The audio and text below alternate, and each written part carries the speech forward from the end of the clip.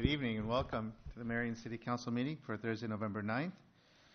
Please rise for the Pledge of Allegiance.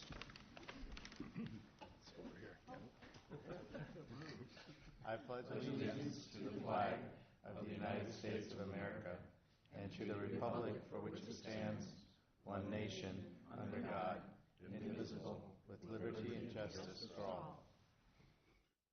Please be seated. Thank you. Roll call, please. Mr. Draper? Here. Ms. Edsel? Present. Mr. Spinks? Present. Mayor Robowassily? Here. Mr. Brandt? Here. Mr. Nicholson? Here. Ms. Pazor? Here. Thank you. At this time, we have our regular moment of silence.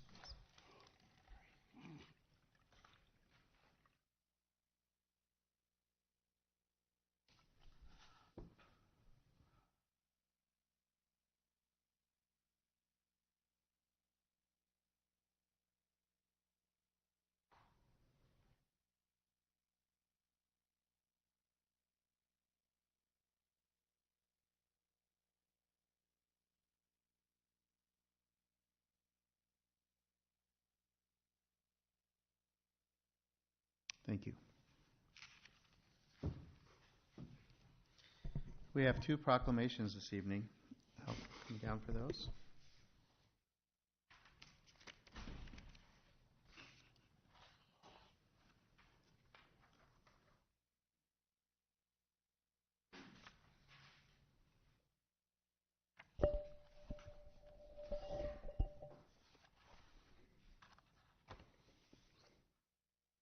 First proclamation is for Small Business Saturday. Is there anyone here to accept the proclamation? Anyone from the Chamber or Uptown Marion or anyone?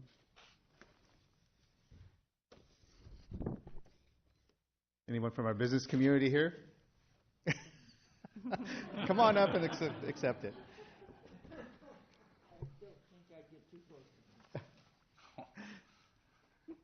Always got to be a Thank big you. one. All right.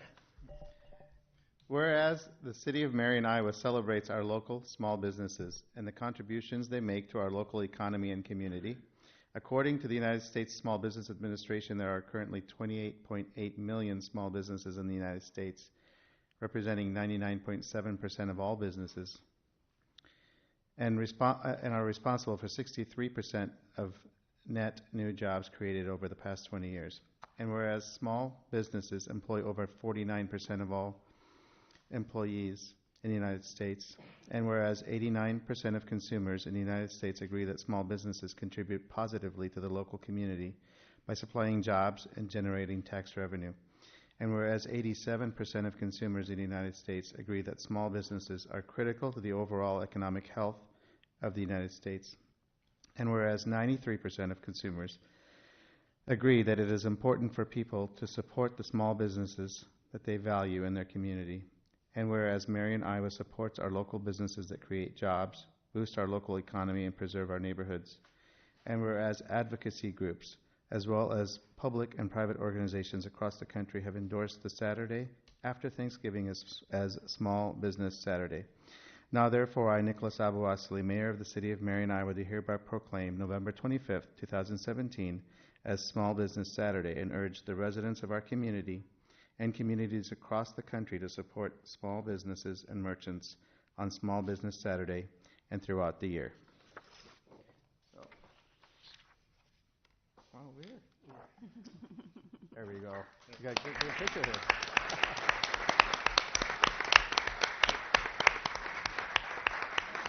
Thank you. All right.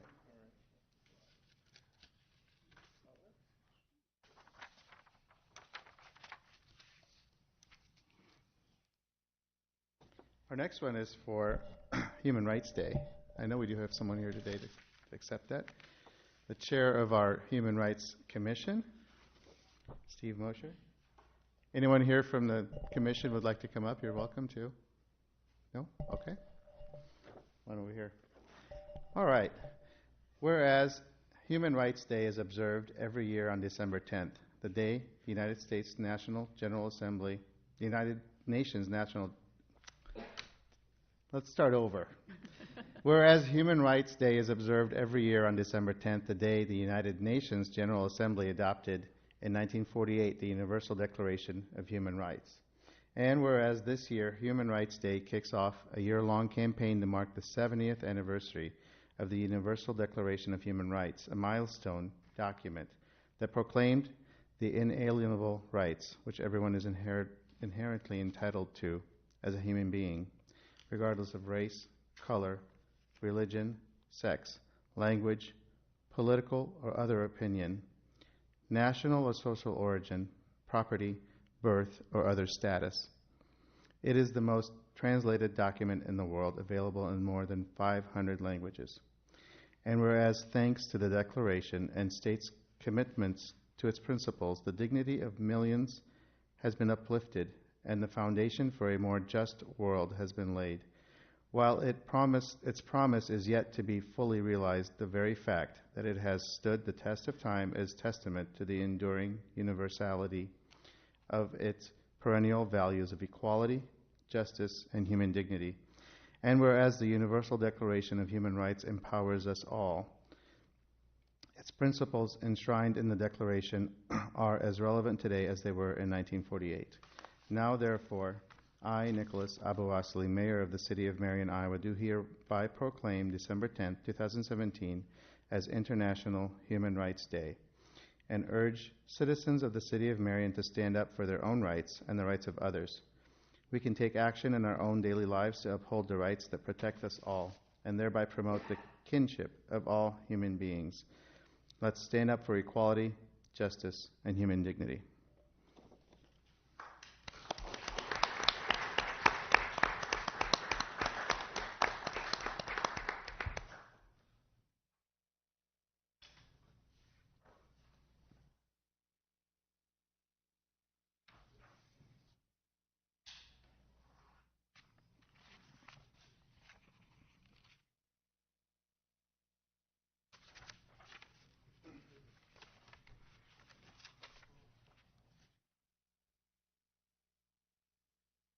Okay, we'll proceed with the rest of the meeting. Are there any citizen presentations or comments this evening?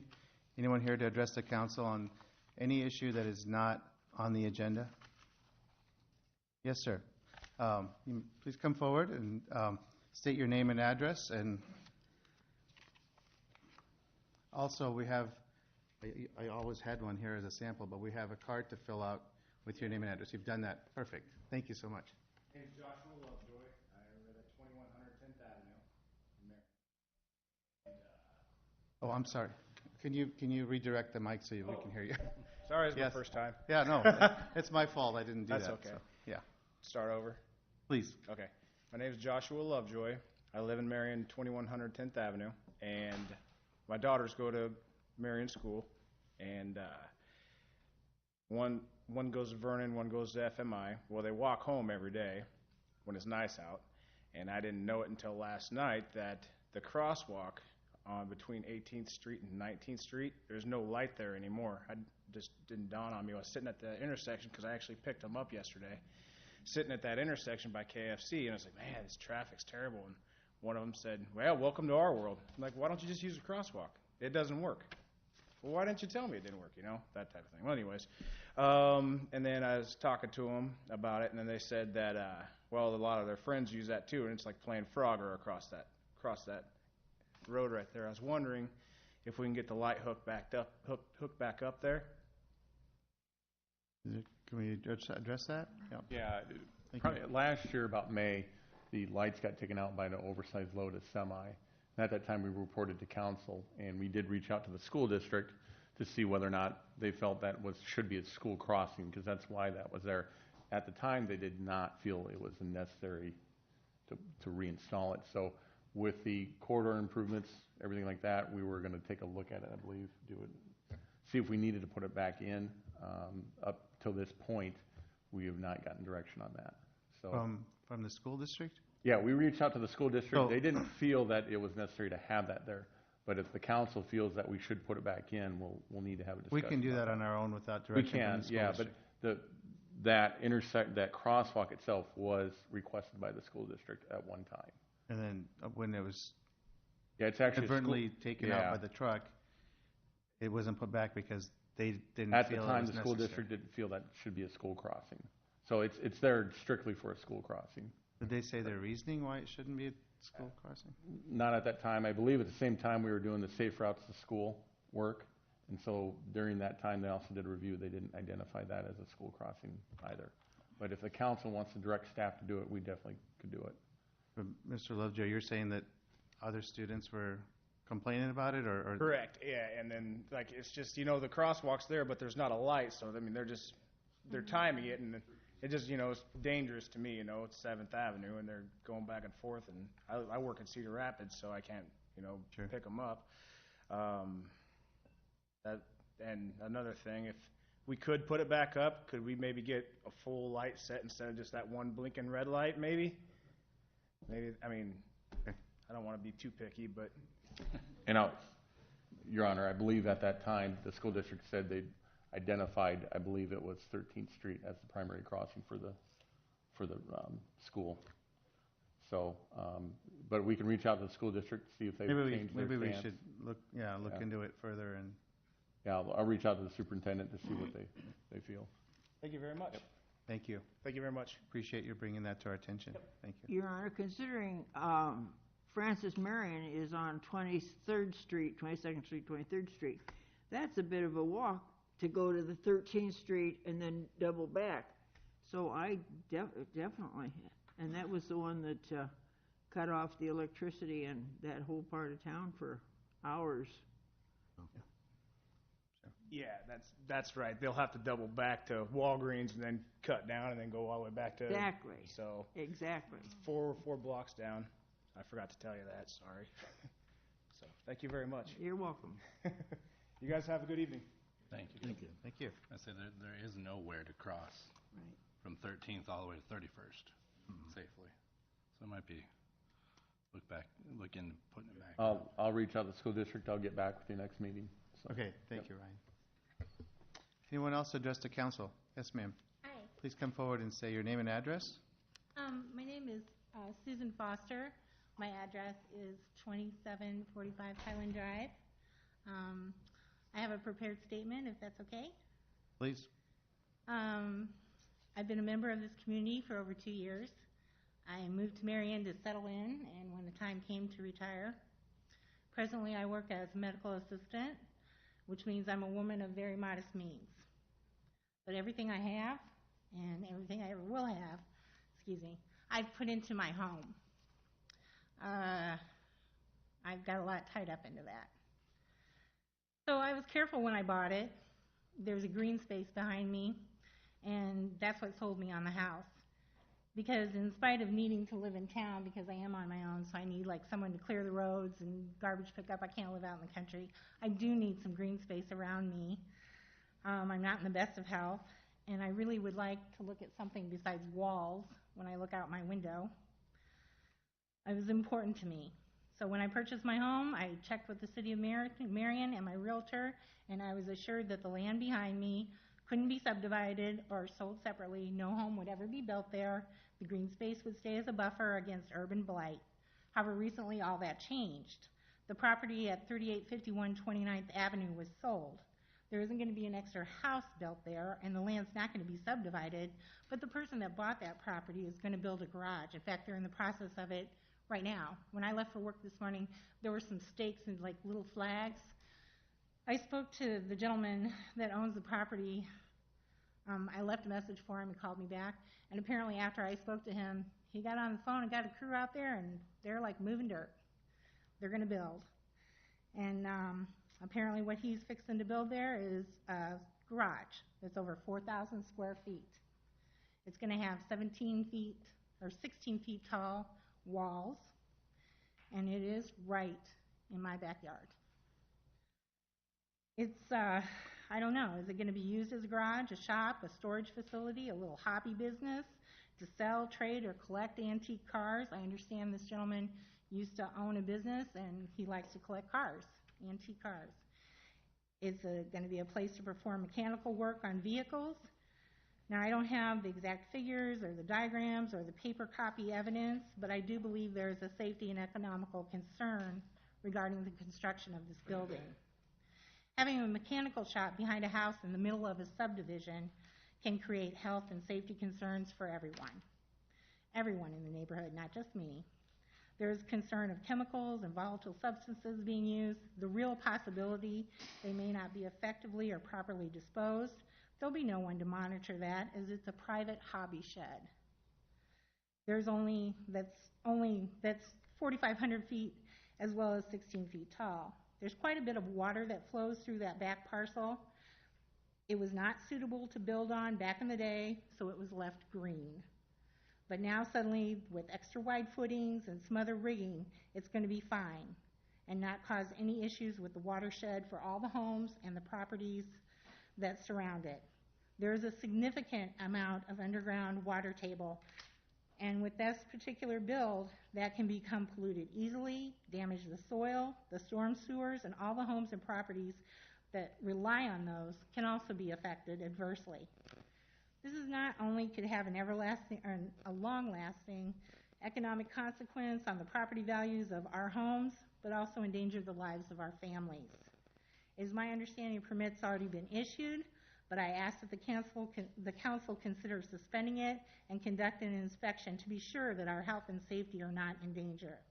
I ask that this be an open and public investigation so that we may all be aware and knowledgeable of the benefits and the risks of the construction of this building. I respect someone's right to ownership. I truly do.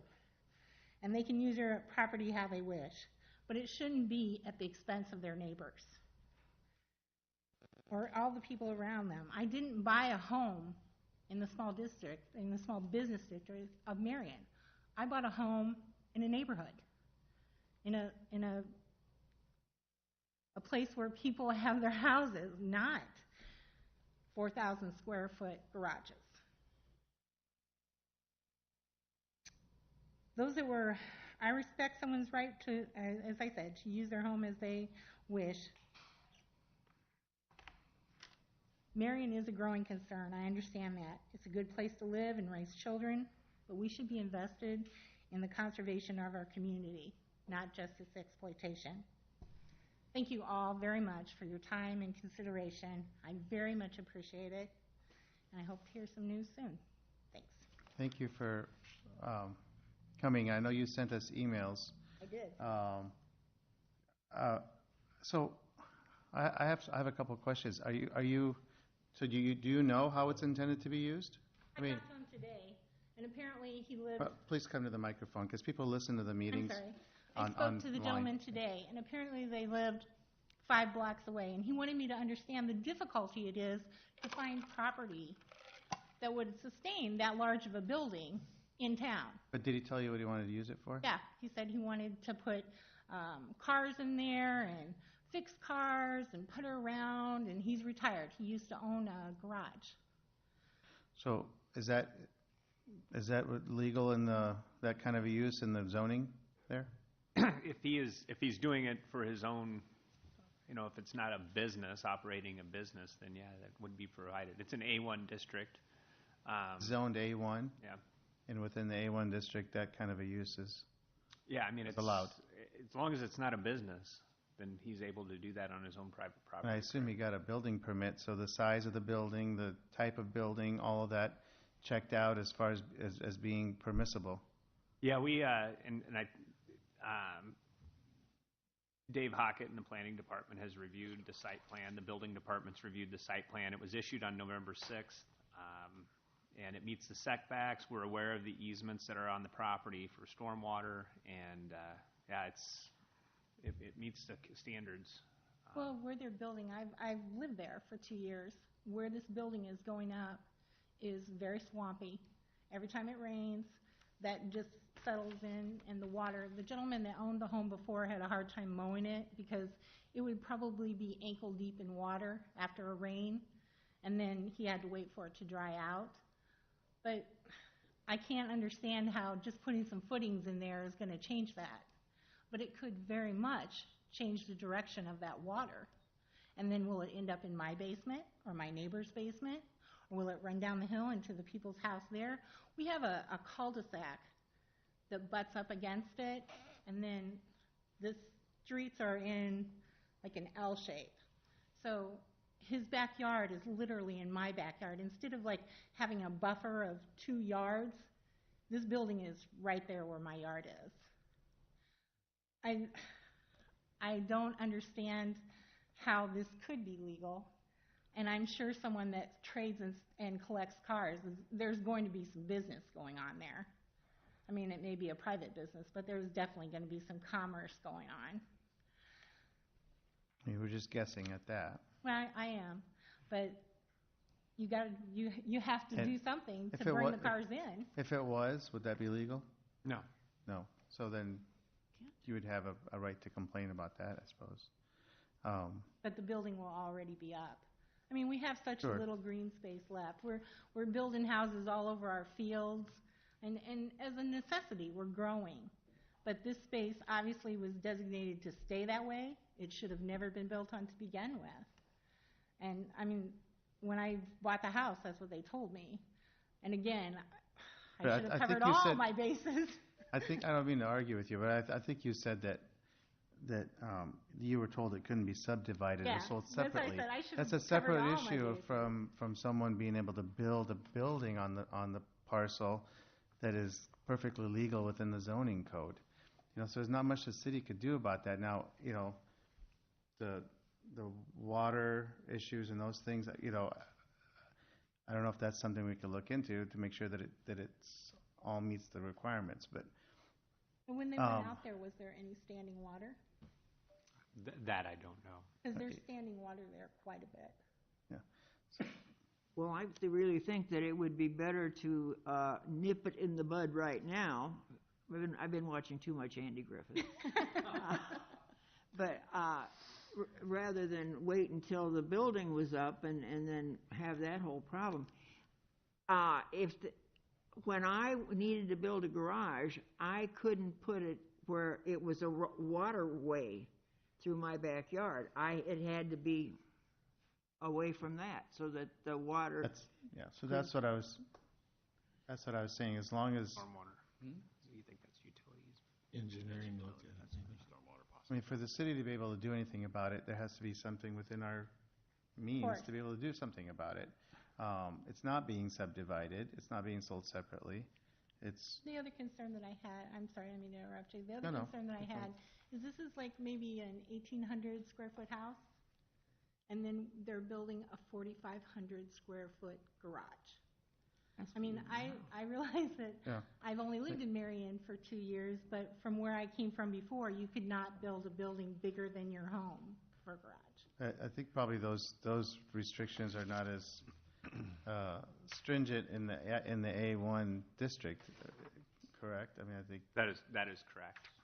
it's the type of zoning that property is zoned has more permissible restrictions. But our accessory structure ordinance does not limit the size. It is limited by virtue of your buildable area on your property, even in a residential district. That issue was brought to light many years ago and was not acted upon. So Council chose not to do anything about it many years ago. many years ago, I don't think anybody on this council would have been. Not even me. I don't know, Mary. You'd remember. But I mean, that is true. It's a design issue. It's a you can drive around the community, and I can drive on is it Casina or Prairie Hill? There's a single-family home with what I would consider a Morton building on the property that they actually store their RV in the backyard in a Morton building. And There's one and 5 houses down yeah, from me. it's clearly an issue that we've seen. I shouldn't say it's clearly an issue. It is something that has been discussed in the past, but there's been nothing done with that. I know that we did bring it forward, and I've been here for 16 years, so I'm trying to figure out when that was, but we did bring it forward at one point, and there was a decision was made not to move forward with an ordinance. Perhaps it's something you can revisit. It is an issue. I mean, I think having huge building storage areas like that encourage you to, who knows what you're going to store in there. So, and it could easily become more than just a nuisance. Yeah. And I'm not discounting your concerns, I mean, I appreciate sympathize you with your, hearing me out. with your concerns. There's just, what the city may be limited in what can be done based on what the ordinance says and the restrictions. One thing that any homeowner can do is put in their own screening with trees and things like that. I mean, I'm it's more just concerned a about the water. suggestion. I understand, and The water is really an issue. I don't want water in my basement. I don't have it now. Right. I don't want it in the future. so I think that if the natural flow of water, I don't want to be giving you legal advice here, but I Connor? think there may be things you can do on a private basis if natural flow of water is diverted and that kind of stuff. But We're not seeing any kind of a drainage easement or anything. I mean, that's where we protect that, is where we have a designated drainage way and a drainage easement, and I don't see that here. If the person wants to build a building in standing water, there's not much of a restriction for us to do that. I mean, I don't think it's a good decision, but we don't regulate that. right. Well, what if he has not told the truth and it is, in fact, a business? Then what are you going to do? Well, it's two different items. I mean, the operation of a business would come after the structure. He would be told that that's illegal, and a nuisance or a zoning letter of stating that the zoning doesn't provide for that, and we'd file it as a municipal infraction. That's no different than Good luck. another property sells, like this gentleman uses it for car storage. One concern staff has a lot of times is the next person that buys it may not. But we can't preclude somebody from building something based on the theory that it may become something else. But I have seen too many instances, and I'm thinking one in particular up north, where it has gone on and on and on, legal, ordered by judges to cease and desist and the whole thing, and it's just keeps going on. But in this instance, it's illegal at this point. Well, but you got to take into account what the person is having to put up with too. And if you've ever had water in your basement, you would know.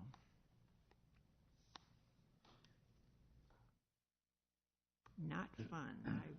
I think on behalf of him that he is a car hobbyist and he will put his own cars in there, to my knowledge anyway. I follow that path a little bit myself, and that size garage you can probably get 5-6 cars in unless you stack them. So I think what he'll have in there, and yes, you'll see activity of the cars because they'll take them in and out of there to drive them some. You can't, Work on them. yeah, you can't just park them forever without driving them. So you'll have some of that, but it won't be a business. To my knowledge of him, anyway, it won't be a business. It is a hobby, and unfortunately, it affects your lifestyle. A great deal. Yeah. And it will affect the value of my property. And that's unfortunate. It's not just my property, it's my neighbor's as well. For one person to put up a monstrosity. I mean, I was just shocked that it was allowed. Anytime there's vacant land, we run into the same, Okay, any other questions or comments? Thank you. Thank you so much. Again, I really appreciate your time. Okay, anyone else to address the council on any issue that's not on the agenda?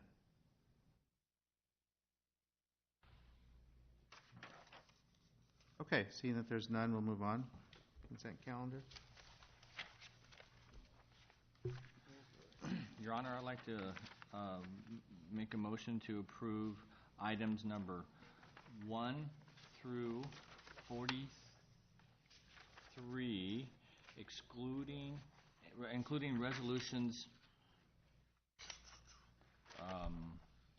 26452 all the way through 26487, excluding item 15D, resolution number 26466. Item 16, resolution number 26470, and item number 42, excluding 42, resolution number 26487. Second? It has been moved and seconded to approve the consent calendar as presented, but excluding items 15D, 16, and 42. Is that correct?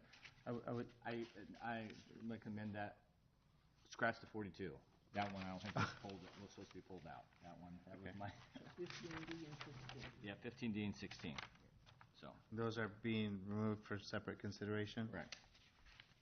Okay. All right. Any discussion, on the motion? Yes, sir. Can I get Ryan to comment on number 7 through 12 or 13 about the street lights? We're not totally. Absolutely. If the council recalls, we have an agreement with Verizon Wireless for the co-located small cell infrastructure. Part of the agreement is that we will remove the existing Alliant Energy streetlights. We will be replacing them with city-owned streetlights in those locations. It'll be kind of a black commercial pole. Per the agreement, Verizon's going to pay for the improvements. Then over the next 5 years, they will lease the poles from us, and then we'll get paid for the power use and then co-locating on the small cell structures. So. The main thing is that they will be put back. The lights Yeah, they'll are be not- put back. They'll be the new Cobra Head style LEDs. Actually, be a decent looking pole, but we have to do the resolution to remove the Alliant poles and put ours in that place. Just wanted to make sure that people knew we weren't pulling all these street lights off. So, thank Good you. point. Okay, further discussion on any items? All those in favor of the motion, please signify by saying aye. Aye. All those opposed, please say no. Okay, the motion passes. So, do you want to make the motion on 15D, Dave? or- Yes, I'd like to make a motion to approve resolution number 26466, approving partial payment to number 2 to Eastern Iowa Excavating and Concrete LLC regarding the 2017 31st Street Rehabilitation Project in the amount of $72,764.42. 48 cents. 48 cents. Sorry. Gee. Second? Okay, it's been moved and seconded to approve resolution number 26466, approving partial payment number 2 to Eastern Iowa Excavating and Concrete LLC regarding the 2017 31st Street Rehabilitation Project in the amount of $72,764.48. Discussion?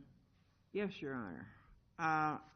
I've driven that, and I'm not real impressed with the job that was done.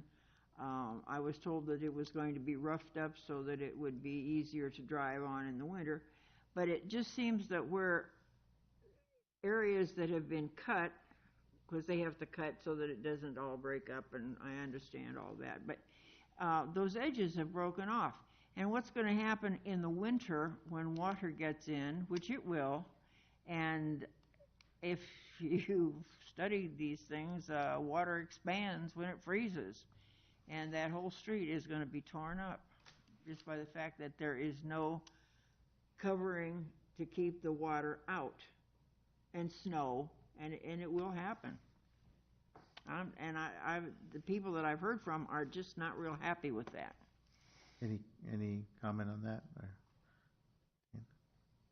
All the joints on the pavement have been routed and sealed, as we do on all of our projects. So I can argue with that, but I won't. So, Some of the joints have chipped out as part of the process of the milling. Those were filled with sealer to enhance the ride, I guess. Otherwise, you weren't hitting those small chips. That's kind of part of the process that we're working on, but that was part of the grinding, and it happened, so we had them fill them with joint sealer. Well, So those are the areas you're seeing that don't look sealed, but they are. The joints have all been routed, all cleaned, and all sealed with tar. So seeing is believing. Yeah, and this is an experimental project for us. We've not done one before. So tell us exactly what was done. What we did was took a project that would have been in the $450,000 cost to reconstruct, and went in and did full depth patching. They went in and sawed out the bad spots. That which we figured was in the 25% of the pavement. Completely took those out, re-poured the concrete, routed and sealed all the joints. Then they came in with a surface grinder and took out all the bumps. That's why it rides really smooth now. It does create kind of a corduroy friction, higher friction surface, and that's what you get. So we saved a lot of money on it and I assume extended the work life. is warranted. Yes, yeah, it has a I mean, four-year warranty on it. 4 years. So if it falls apart this winter or next winter, Then it will be covered, because this project cost $135,000. Now you're saying that to take out the whole thing and redo it would have been $450,000. So I won't be here to go nah to you when it where are you falls going? apart. Yeah. We're going to live here. Well, that's true, and I will make it a point to be. This is a highly used, highly accepted process. Cedar Rapids just recently did 42nd Street That is west no of reason Edgewood. to do it. It's a very accepted process. We just have never done it before. But for us, we're trying this for the first time. Yeah, we're It is looking at warranted work. cost savings. And But as long That as make there's you a feel better? 4-year on it, so that we Okay. don't get stuck once again in repairing somebody else's repairs. yeah, there is a bond on it. So. Okay. Other questions or discussion? I have to say, that's probably the smoothest road I've ever seen. Whatever they did, it's, But you're from Mississippi, so that doesn't count. Only question, Your Honor. Okay. Are we ready to vote? yes.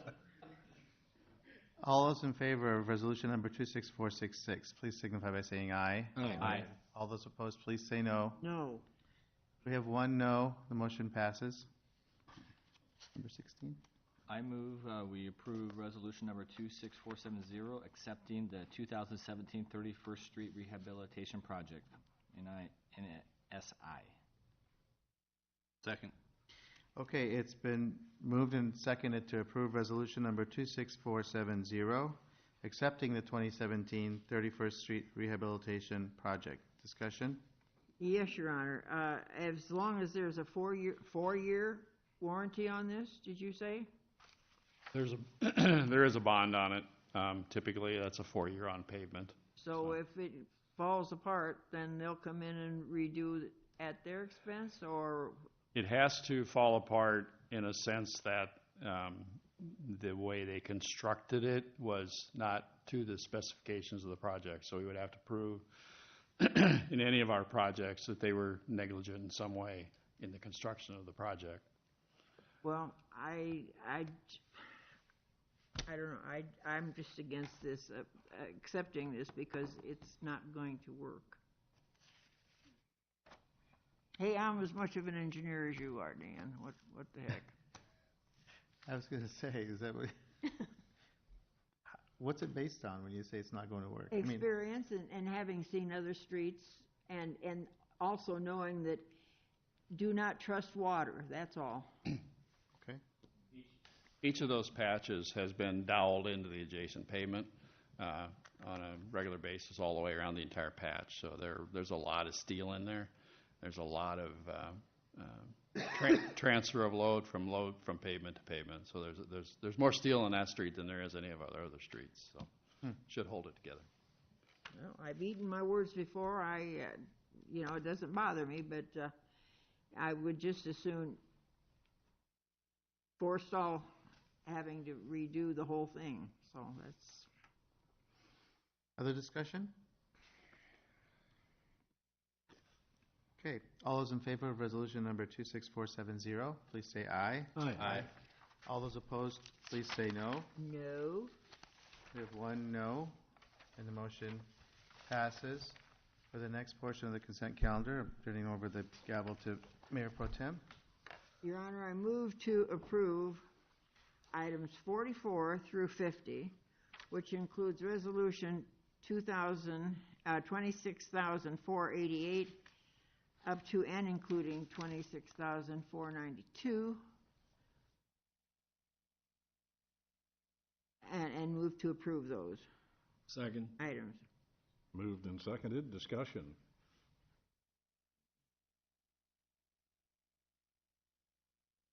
No discussion, not hearing any. All those in favor signify by saying aye. Aye. Those opposed, motion carries. That was easy. Okay. Moving on to finance. Mayor, were there a couple of other items that Councilman Nicholson had removed from the original consent calendar? That No, needed I think action? initially there was number 42, but he changed that. Was that correct? Correct. Okay, I thought there was a reference to number 22 that No. I heard as well. I don't believe so. Okay. Okay.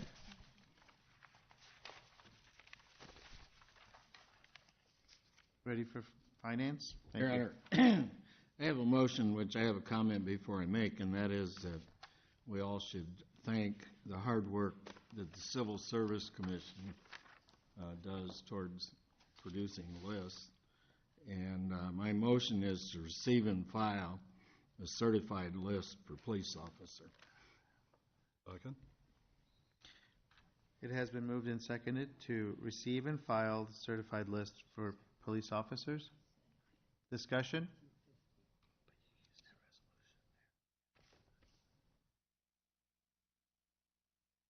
No discussion? Not on this item. There's some discussion going on over there. Yes. Okay, but not on the motion that's on the floor. All right. We'll tell you about it after you get done with it. All right. So any discussion on this motion? No. All those in favor of the motion to receive and file a certified list for police officers, please signify by saying aye. Aye. All those opposed, please say no. Motion passes. Thank Your you. Honor, I have been informed by my colleague to the right here that I neglected to include Resolution 26,493, which I would like to do at this time, is approve that. Oh, Will someone second that motion? someone second resolution number 26493. What? Discussion on that item 50. Nothing heard. All those in favor? Resolution 26493, signify by saying aye. Aye. Aye. Aye. Those opposed? That one carried. Okay.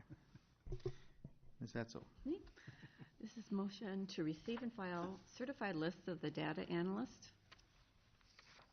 Second. So it's been moved and seconded to receive and file a certified list for data analyst. Did we receive that list? It's right here. Did I miss it? It's the same one.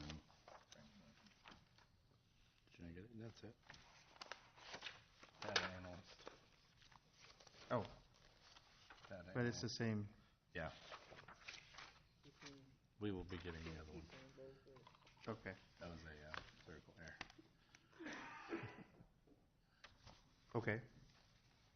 Discussion? All those in favor of the motion to receive and file the certified list for data analysts, please signify by saying aye. Aye. All those opposed, please say no. Motion passes. Mr. Spinks? Yes, Your Honor, this is a motion to approve the following liquor license application, a renewal application for a Class C liquor license with additional privilege for outdoor service for 5H Inc., DBA, Big Shots Bar and Grill of 1803 6th Avenue, expiration of 11/30/2017. There's one violation in previous 5 years. Second. Okay, it's been moved and seconded to approve the liquor license application, renewal application for a Class C liquor license with additional privilege for outdoor service for 5H Inc., doing business as Big Shots Bar and Grill at 1803 6th Avenue. So, is that why, is this not on the consent calendar because of the previous violation? Or, No, I'm going to abstain on that mayor issue. That's why it's separate. Aren't these usually on the consent calendar? I Oh, asked, I see, I I see. asked that it be removed. I see. Okay. Is there any concern about the previous violation, or no? So this expiration date, this is not what we're giving them, this is what they have currently. This is their current expiration date of the end of November. For outdoor seating. Yes, their current license will expire on November 30th. Yeah, so how long are these are for Their annual license. annual? Okay. It's appropriate for you to abstain from the Big Shot Grill. Right. Well, you know what it used to be called. Okay. Any further discussion?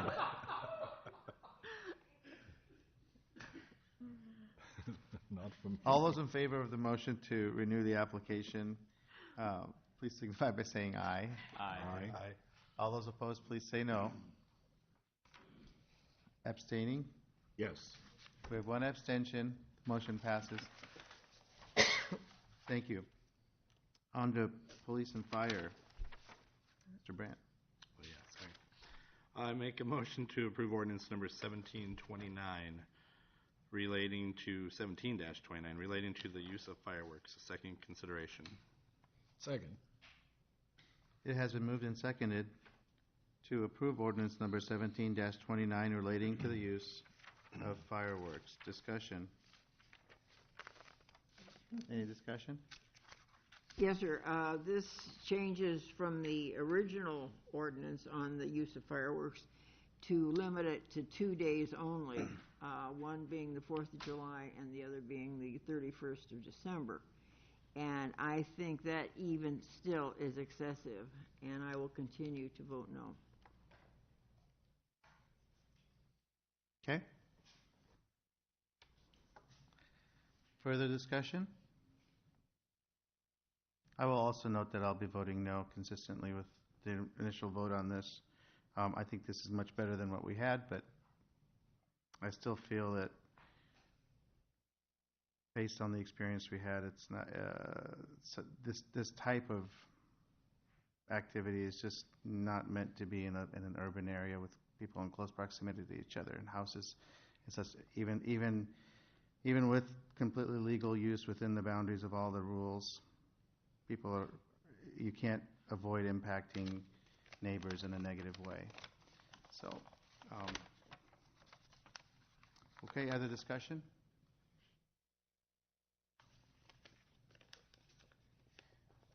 All those in favor of the motion to approve ordinance number 17-29 relating to the use of fireworks, please signify by saying aye. Aye. All those opposed, please say no. No. No. We have 2 noes. Motion passes. But it can't be suspended rules. Thank you. Certainly. Thank you. Engineering. I make a motion to approve ordinance number 17-30, amending Chapter 157 of the Marion Code of Ordinances regarding stormwater utility fees for second consideration. Second. So we have a motion by Mr. Nicholson with a second by Mr. Brandt to approve ordinance number 17-30, amending Chapter 157 of the Code of Ordinances regarding stormwater utility fees. This is a second consideration. Discussion? Has there been any communication, anti, pro, any? We haven't received any in administration. I don't know if engineering has. We have not. It actually goes up, what, a nickel more per residential? That is- 25 25 cents. cents? 25 cents a month. I don't know. That's 5 bottles returned. Further discussion? Yes, sir. Who would give classes where they could achieve credits? Could the chamber prepare themselves to do that? I think Steve does. Our stormwater coordinator does that. And Dan, did you have a chance to check on CR? No, I called over there and didn't get a response back. That's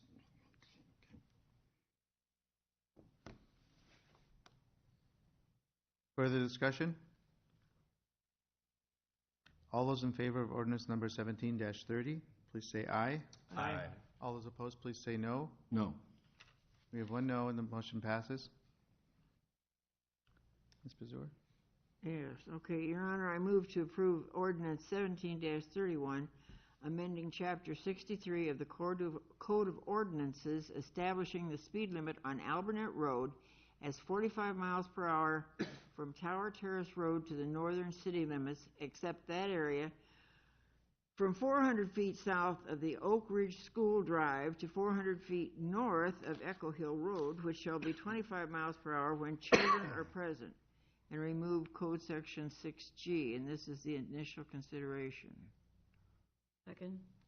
It's been moved and seconded to approve ordinance number 17-31, amending chapter 63 of the Code of Ordinances, establishing speed limit on Albernet Road as 45 miles per hour from Tower Terrace Road to the northern city limits, except area from 400 feet south of Oak Ridge School Drive to 400 feet north of Echo Hill Road, which shall be 25 miles per hour when children are present. Discussion. Now, that there will be signage up saying that that's what the speed limit is? Usually there is, but Yeah, there'll be separate signing for that, and these are in conjunction with the lighted beacons that we've installed, so, and painted crosswalks. Okay, thank you. the painted crosswalks are in currently? Yes, they are. We're waiting for hardware on the beacons. Okay. And the speed limit is currently 45? It is. So it's just staying the same, except we're lowering it in that area, Yeah, because of the south way and north of the schools. Yeah, because of the way the code's written, we have to change the entire section. So. I see. Okay. The when children present, is that when you actually see kids along the road there, or when the school is in session, or? We actually had a determination at the state level that was stated that it's only when the children are in the right of way. Okay. The sidewalk, at least. Sidewalk's right of way. Yeah, either in the street or on the sidewalk. Okay. The other is posted as a school zone, which is during school session. So. Okay. Other discussion? So what will warrant the speed limit going down to, say, 35 there? Just more construction, more traffic, or? We look at houses out there now. Yeah, we look at accident rates. We look at pedestrians. We look at. We just do an entire study. It has to do with volumes. Has to do with conflict. It bears a lot on accidents. It's like we just dropped. I mean, last year we dropped East Robbins down to 35. Yeah, we had quite a few accidents there at Mulberry Drive, so we did it there. Here we've not had that issue so far, and we have, not compared to East Robbins, but we do have fairly good access control on Albernet Road. So it's a little more open, straight away, so you can kind of see better. It's a very urban, open cross section, so we feel like we can still be there for a while. When there's a concern, though, staff would be more than willing to do a study, and we look at reduction, but I don't think at this time it would meet the warrants. Okay.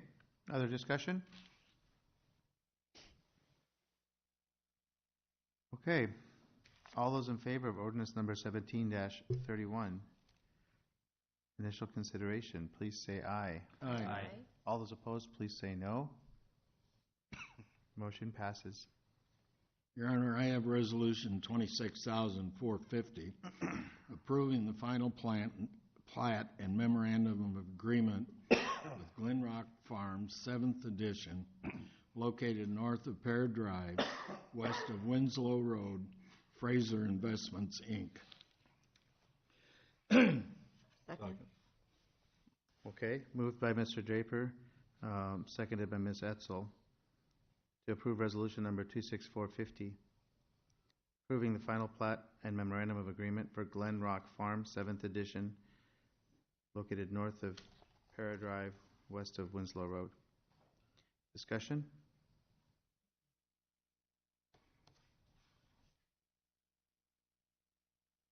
No discussion? Okay. All those in favor of the motion, please signify by saying aye. Aye. All those opposed, please say no. The motion passes. On the next two items, I'm recusing myself, so we'll turn over the gavel to Mayor Pro Tem. What's that? So, Yes, Your Honor. I make a motion to approve Resolution Number 26494, approving the final plat and memorandum of agreement for Gemstone Estates, 4th Edition, located west of Lucor Road and north of Tower Terrace Road. This is Morris Wood Enterprises. Second? moved and seconded. Discussion on this item.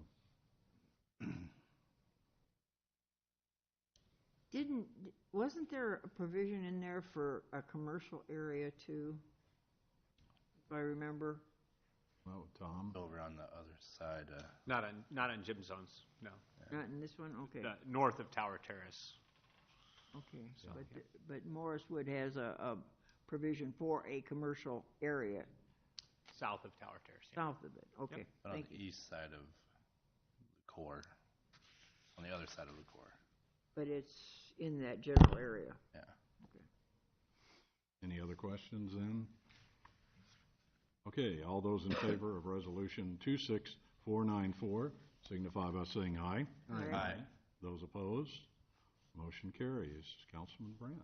Yes, Your Honor, I make a motion to approve Resolution 26495, approving the final plat and memorandum of agreement for Briargate 6th Edition located south of 35th Avenue and north of Hastings Drive, Abode Construction Incorporated. Second?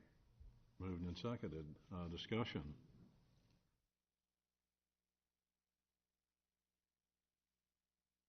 Hearing none. All those in favor of Resolution 26495 signify by saying aye. Aye. Those opposed? Motion carries.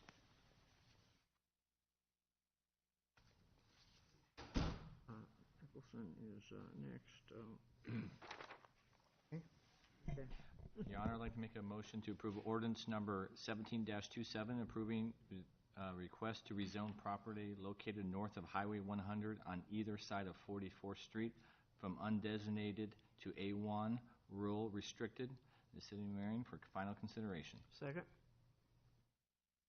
Been moved and seconded to approve ordinance number 17-27, approving the rezoning of property located north of Highway 100 on either side of 44th Street from undesignated to A1 rural restricted. And this is our final consideration. It's property that was brought into the city and had to be given a designation, correct? That's correct. Yep. Discussion? All those in favor of the ordinance number 17-27, please signify by saying aye. Aye. All those opposed, please say no. Motion passes.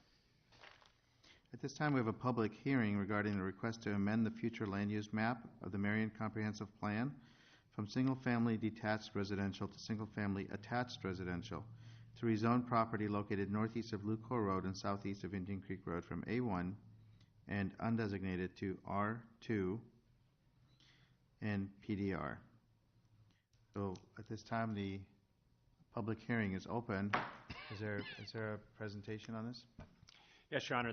The property under consideration tonight is located east of Indian Creek Road, west or southeast of Indian Creek Road, and then I guess you could say west and east of Lucor Road, north and directly north of the roundabout. This area is so hard to explain every time. The area under consideration is highlighted in red. The land has been recently purchased. The property's been in the city for some time, and the development under consideration is for some property that is currently A1 to be zoned R2 and PDR, and would include 59 single-family homes, 51 duplexes, and then for a total of 161 units out in this area. So tonight, the rezoning public hearing is in place. The property around the property to the north and west are larger lot, single-family dwellings. As proposed, the R2 will be directly adjacent to the single-family homes to the north, and they're a little bit bigger lots. And then as you come to the southeast, you'll fade into the duplex lots that would be located adjacent to Tower Terrace Road. I'll kind of illustrate that here in a minute. You can see the area proposed to go to R2, the larger lots, and then the PDR along what will be Tower Terrace Road extended to the east. I would point out that these larger lots, they're county subdivisions that exist. They're certainly still in the county, so this is that situation where you have the urban development coming up to rural development, and I think the R2 zoning district does provide for that kind of a buffering from a real high density to that lower density. So the zoning that's being proposed, the R2 is single family, as I think most of the community is single family residential and holds that R2 district classification. The PDR is a planned development residential district, and as proposed would go to really allow for duplexes to be provided in the area that's highlighted as green. On Tuesday, I talked a little bit about the site plan and identified the area, and you can kind of see that this is the more of a development plan that shows the area where the duplexes would be, and that's you can see the buildings kind of grayed in, and this would be the zoning to the PDR. I did note on Tuesday the conversation about PDR and possibly an R3. There are other provisions that would not be supported by the developers to go to the R3, and they do make sense after further conversation. I believe I'd indicated that I would talk to them about that potential. They would like to maintain the PDR zoning, and after the conversation, I certainly supported it before. I think the one thing that was brought up was the 5-foot setback as it relates to the preliminary site development plan. The PDR ordinance would move forward with support. The issue of the 5-foot side yard setback would actually come up at the time of the preliminary site development plan, and that would be before the council. I would point out, though, that and after conversation with the developer, they're not proposing that the setback between the buildings would ever be reduced to anything lower than 14 feet. It's just when they plat the property, they like the ability to have some flexibility in how that building sits. So if I'm a buyer, I can say I want my room to be extended an extra 2 feet so the house gets bigger. They would make up the difference on the next lot to ensure that the standard 14-foot setback between the buildings is maintained, which after that conversation is supported. I know the Planning Commission recommended not proceeding with that, but I don't know that they knew that information as well. So, but as I said, the PDR allows for that at the time of the preliminary site development plan. And so that'll be before the council after the zoning would be in place if the PDR is supported. But certainly the Planning Commission also supported the PDR. They were just concerned about the 5-foot setback. So I know I brought that up. I don't want that to be an issue regarding the zoning at this time, but I thought I would provide a full explanation of that since it was discussed on Tuesday. Don't know if this is kind of a build out of the site. I will point out in the plan development there's a little bit more landscaping that's included in the project as well. So, but you'll see more of that at the preliminary site development plan if the zoning's supported. So, if there's questions on that, or if there's more information, I can provide that.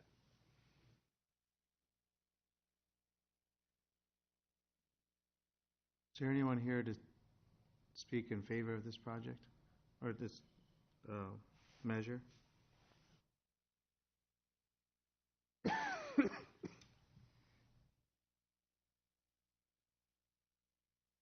Chad Brendel, 4317 Quill Trail, Bow Construction, Marion, sorry. I want to, just say, obviously we're in favor of it. A couple things that came to light on Wednesday as well with Tom's conversation is we've actually reduced, The preliminary plat's going to show 84-foot wide lots. We're expanding those to 88.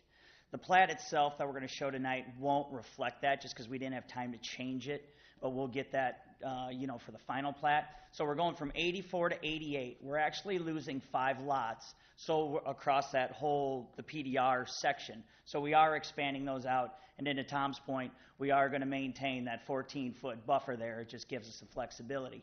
The one thing at P&Z, when I spoke at that time, we really didn't discuss that. We were going to basically keep everything or request a 5-foot setback at that time. However, we've changed. And at that time, P&Z, it was a split decision. So it wasn't like a unanimous or anything like that. It's just, I guess if I would have, been provided more context to P&Z at that time, they probably would have, understood exactly what we were doing. And then by increasing the lots, it really gives us more flexibility and actually makes it less dense. Any questions for me at all? Cool. Thanks. Anyone else speaking in favor of this request? Anyone speaking against this? Come up and state. Not hearing any. I'll close the public hearing. Ms. Pazur. Yes, Your Honor. I move to approve Resolution 26,496, approving a request to amend the future land use map of the Marion Comprehensive Plan from single-family detached residential to single-family attached residential, Edison and Vaughn Farm Company, Inc. Second. Moved and seconded. Discussion. Yeah, Your Honor, I have an item. I had asked when this came up originally, and the Pantinis are here this evening, and they live across Indian Creek Road. And they came into the city and were unable to hook up to a sewer along Indian Creek in the back. And I was wondering if we're going to have water and sewer on their behalf along Indian Creek Road when we develop these new lots. Can you see it on there? Is that something you can address tonight, or do you need?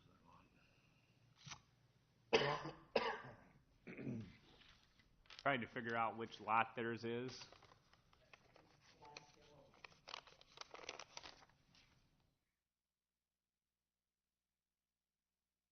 To this one. That one. So I don't know if you know if water's down there, Dan. I don't think water will be extended that direction. I'd have to ask Todd about that to see. Sanitary sewer is going to be run down the street on the down east. Indian Creek? Yeah, down Indian Creek, but it'll be on the east side, but it will not go all the way. It'll only go down to the to this location right here. We've not seen final construction plans, so that's why I'm a little hedging a little bit. I'm not sure exactly what the developer, this is just the platting stage, so we don't receive that stuff till later. The early preliminary stuff I saw was bringing the sanitary sewer down to this intersection and into the subdivision from there, which would not be adjacent to their property. I guess I would appreciate knowing, only because I see them a lot, and if there's some way that if it can't be done here, that we can work with the people that own the sliver of land behind them, so they might be able to go back and hook into the sewer, which is more important than... Well, I think everybody is aware who that owner is, and the lack of cooperation with the city. I mean, we worked pretty hard for a couple of years on trying to get that done and couldn't get it done. There's a thing called condemnation. Yeah, if council would want to direct us to go to condemnation, we'd be glad to do that.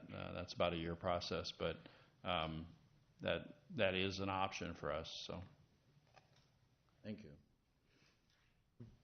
I mean, it may be worth also having just a conversation based on the improvements, if there's a way to extend that down, and if there's a cost or how that would be. So it may be worth doing that. We're at the zoning phase at this point. The preliminary plat's going to come through after the zoning, so likely the December meeting we would have the preliminary plat here, and maybe at that point, internally, we can reach out and see if there's an opportunity for that.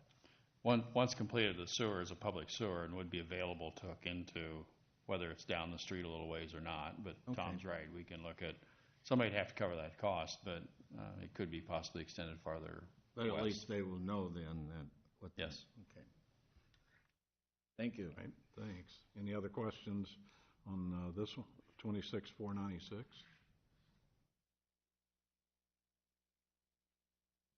Okay, all those in favor of Resolution 26496 signify by saying aye. Aye. Those opposed, motion carries.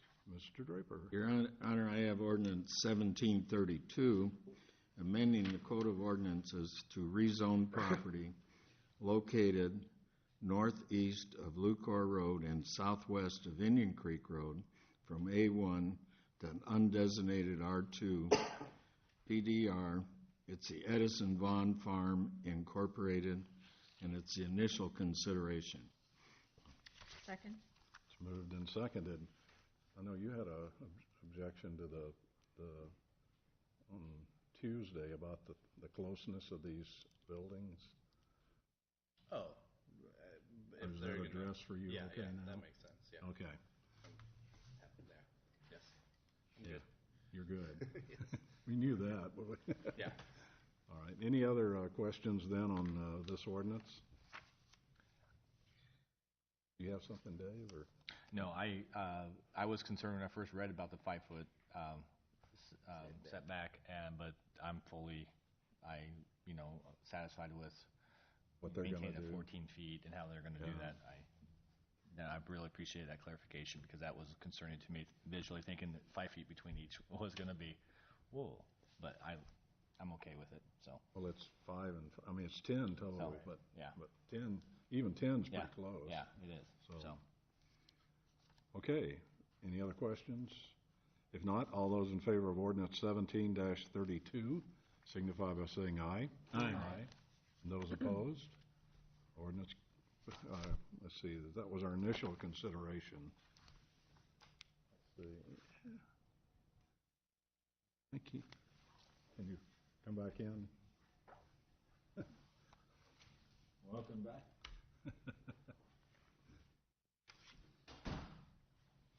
I think you can do this one.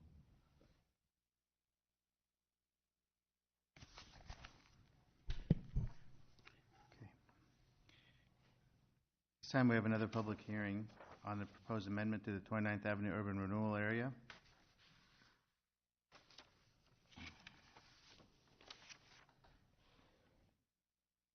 And Highway 13 North Urban Renewal Area and West Tower Terrace Road Urban Renewal Area and Winslow Road Urban Renewal Area. Public hearing is open. Any report or? Yep, so Joe called me earlier today and asked me to put all of the information for each of the items all combined onto one slide, so that's what you see on the overhead, and everyone received one. This particular public hearing pertains to the 4 urban renewal areas that were just read, and it is specifically to recover administrative and professional legal costs and then economic development fees related to the Alliance or to Medco that are related to any of our TIF incentive projects. And so that would be a total of, what is this? $71,000 over a period of 4 years.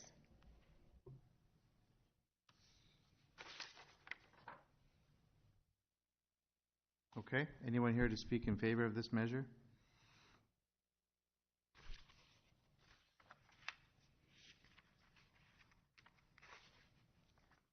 Anyone here to speak in opposition?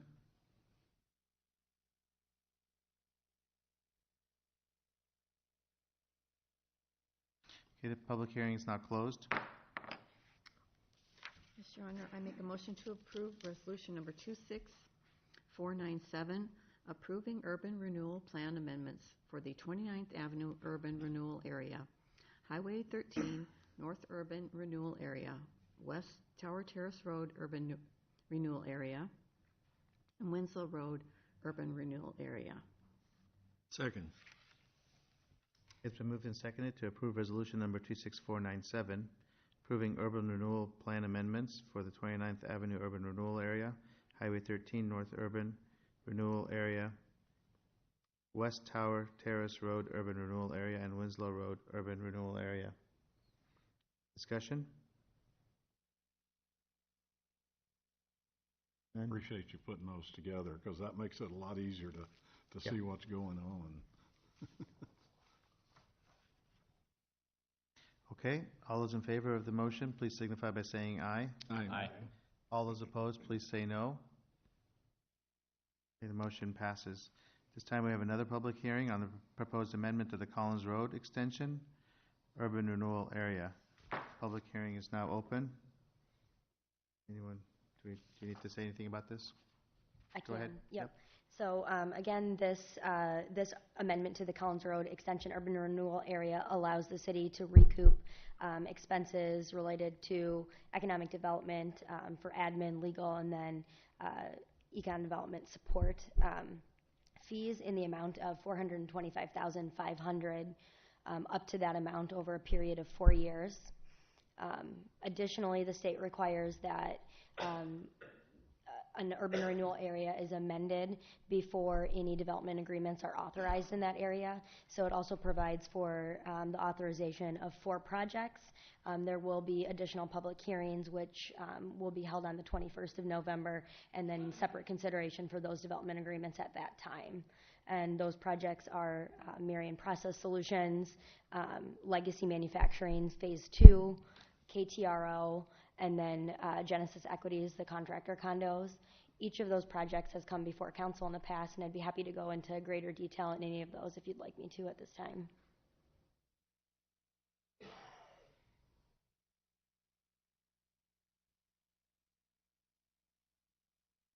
Okay. Is there anyone here to speak in favor of this measure?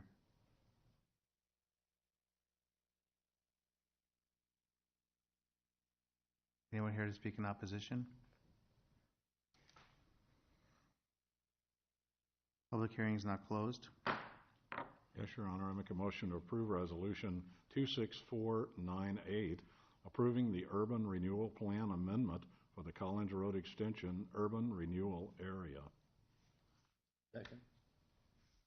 It's been moved and seconded to approve resolution number 26498, approving urban renewal plan amendment for Collins Road Extension Urban Renewal Area. Discussion?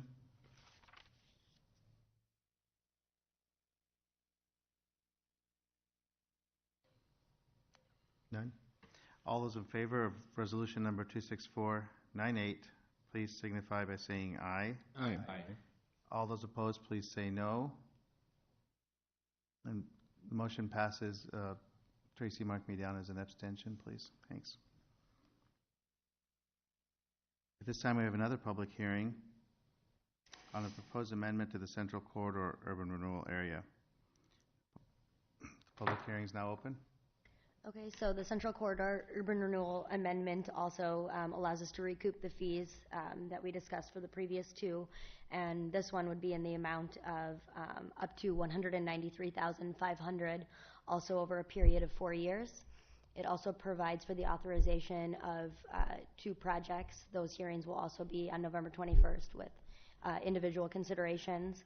And those projects are SB Coastal, where Bliss Hair Salon is, and the Dairy Queen on 7th Avenue. Okay. Anyone here to speak in favor of this measure?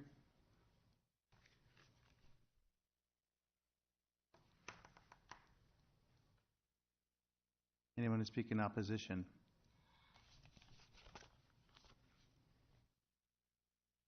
Public hearing is now closed. It's you. Your Honor, I make a motion to approve resolution number 26499 to approve urban renewal plan amendment for the Central Corridor Urban Renewal Area. Second. It's been moved and seconded to approve resolution number 26499, approving the urban renewal plan amendment for the Central Corridor Urban Renewal Area. Discussion?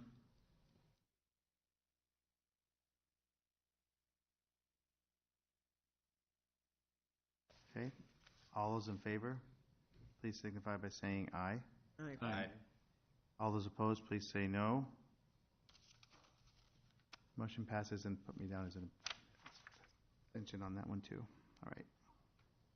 Your Honor, I move to approve resolution number 26484, directing publication of notice of a public hearing for November 21st, 2017, on corrections to the resolutions and deed relating to the sale of vacated north one-half of the north-south alley between 10th and 11th Avenues, adjacent to 1915 and 11th Avenue. This would be a roll call vote after that. Second. It's been moved and seconded to approve resolution number 26484, directing publication of notice of a public hearing for November 21st, 2017, for corrections to the resolutions and deed relating to the sale of the vacated north one-half of the north-south alley between 10th and 11th Avenues, adjacent to 1915 11th Avenue. Discussion? Now, that's really the driveway into what would be Iowa Realty, right? Off 8th Avenue? Or am I screwed up? Amanda, is that? Yeah, what is this?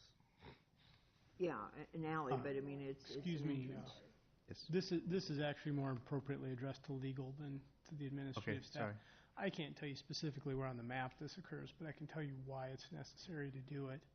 The original transaction for this property actually took place in 2007.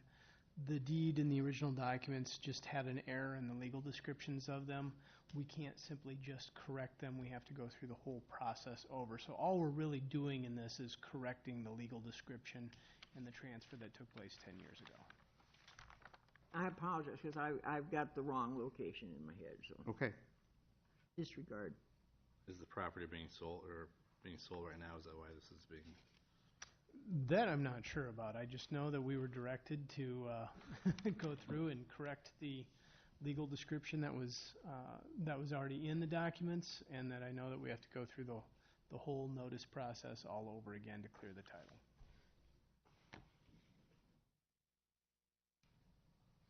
Okay. Other discussion? All right. Roll call vote, please. Mr. Draper, Yes. Ms. Pazor. Yes. Oh, sorry. Ms. Etzel, Yes. Mr. Spinks, Yes. Mayor Aboasley, Yes. Mr. Brandt, Yes. Mr. Nicholson. Yes. Motion carried. Okay. Discussion time? Yes, Your Honor. On Tuesday, I requested an amendment to Ordinance 1710 regarding the compensation to the members of the City Council. I will not benefit, but I have to look out after, these poor fellows up here. And I did not see anything on the agenda, and of course I spoke to the city manager, who said, there was something else wrong. So this is being reworked, and we'll see it again Okay. at the next meeting. Also, this change of status, is this my copy, or do I have to sign something? That's mine. Thank you. That's it. Nothing else? Dave? Mayor, just so the council knows, what Councilwoman Trezor is referring to is that the ordinance that we adopted refers to that the council pay would be indexed to CPI, but it doesn't define when you look at that. And so what we're doing is we're adding a provision to the ordinance that would specify that it's the CPI as published in November, so that we have a consistent time and we look at the same one every year. There wasn't any direction in the ordinance on what period of time or when you would look at the CPI publication, and it can make a difference. So that way it'll just be consistent year over year. Well, then, Your Honor, what my amendment will be is that at January 1st of each year, that the council salary would increase by 2%, which is, 2% of 4,800 is not all that wonderful, but it gradually goes up a little bit. But I don't like this index thing, because technically, if it was low, then the council could be receiving less than they're receiving now. Actually, the way the ordinance is worded, and this is why it needs to be corrected, is if the CPI went negative, so would the council pay. And if you want to do 2%, that's fine. CPI right now is 2.2, but, you know, if you want to. What are you trying to do to us? Hey, 2% is better than nothing, which it could be if it was negative. Right. That's when you just look at it only when it goes up. You could say thank you. Thank you. I think you would just add something that says that it won't go down below the current. Yeah, that's what we're doing, and then specifying when we would look at it. The rates is published in November of each year. Okay.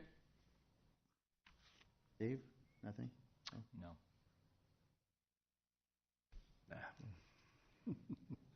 Well, I had remind everyone that there will be a coffee house out at Lau Park tomorrow night, and I think Mike is singing. Is that right?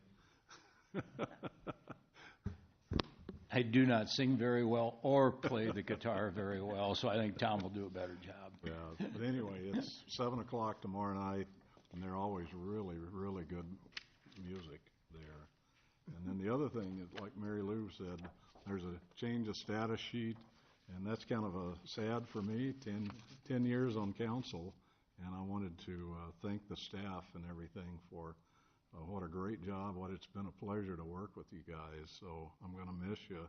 I might come up and torment you some, but as a citizen. Still have 3 meetings. Yeah, I still have 3 meetings. Don't be in such a hurry. But this was kind of sad to see. You know, it's like I turned in my papers when I retired from Rockwell. So, but anyway, I wanted to thank you guys for.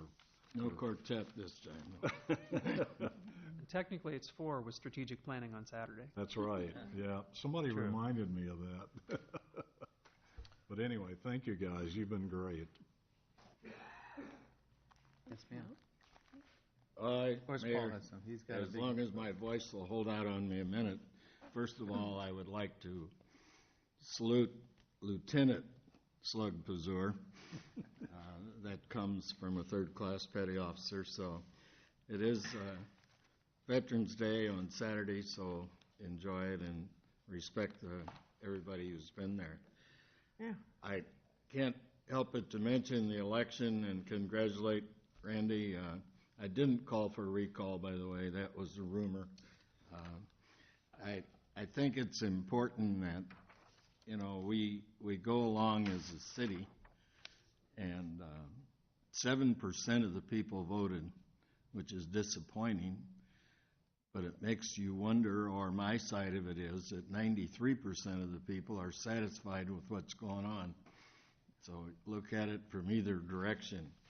What I have this evening, Mayor, is that in 1922, the state of New York passed a thing called a standard 165-line fire policy. And that fire policy has lasted through the years, and even today, if you get a fire policy or a homeowner's policy or a business owner's policy, it starts out with 165 lines of what's covered under that. Well, over the years, in my experiences, I have here what's called a Sanborn map, and this is from 1926. And they came around about every 2 years and updated it. And it's pretty amazing. Every building in town in that period is on here. The pink is brick, and the yellow is frame. And you wonder why there's times when Councilman Pazur and I talk about the value of brick houses.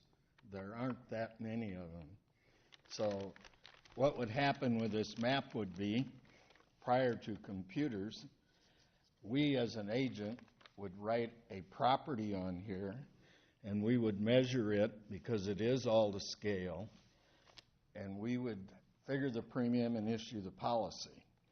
It would then go to the Hartford or whoever, and the underwriter has the same map from the Sanborn Company, and they would say, yeah, they're right, they measured it properly. And that's how the industry got its start. An interesting thing on here, it shows the fairgrounds, which is now Indian Creek Country Club, but the horse barn was 700 feet long out there. That just shocked me almost. But if you ever find one of these in Grandpa's basement, save it. Don't let it get away from you. This says the property of, and somebody was supposed to turn this back in who didn't.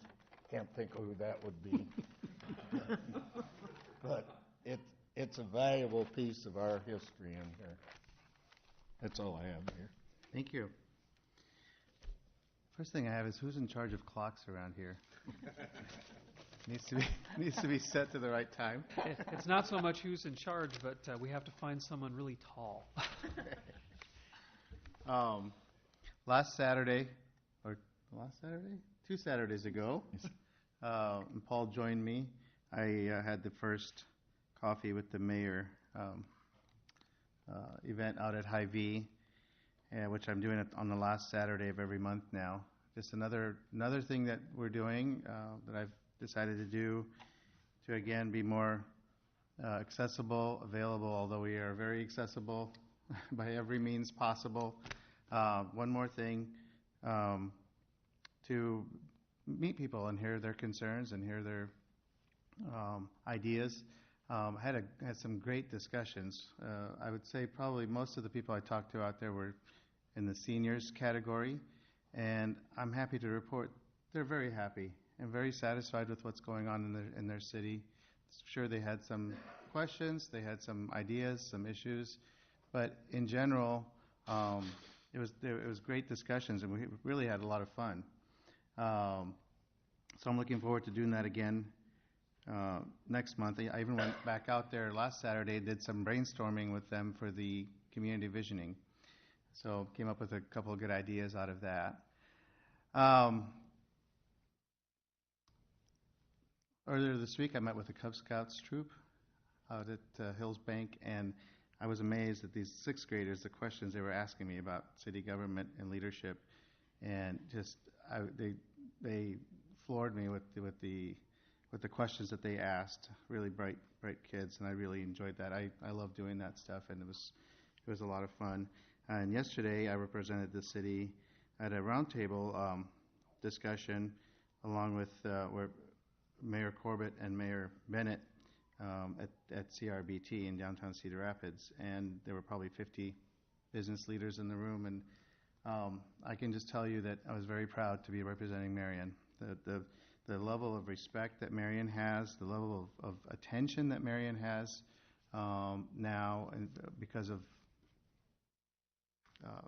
things that are going on here, people in the corridor, in the region, are noticing Marion, and really what I hear consistently is that we're doing things right.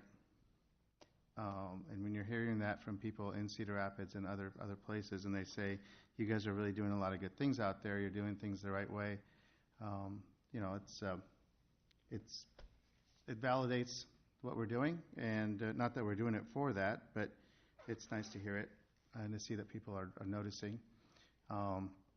Certainly we're noticing it. So, and back to Councilman Draper's comment about the turnout in the elections.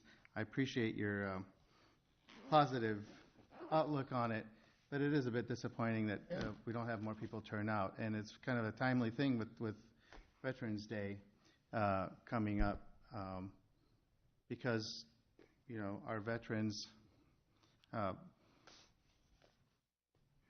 enlisted to protect those rights for us, and there are many places in the world where people don't get to have a say in how they're governed.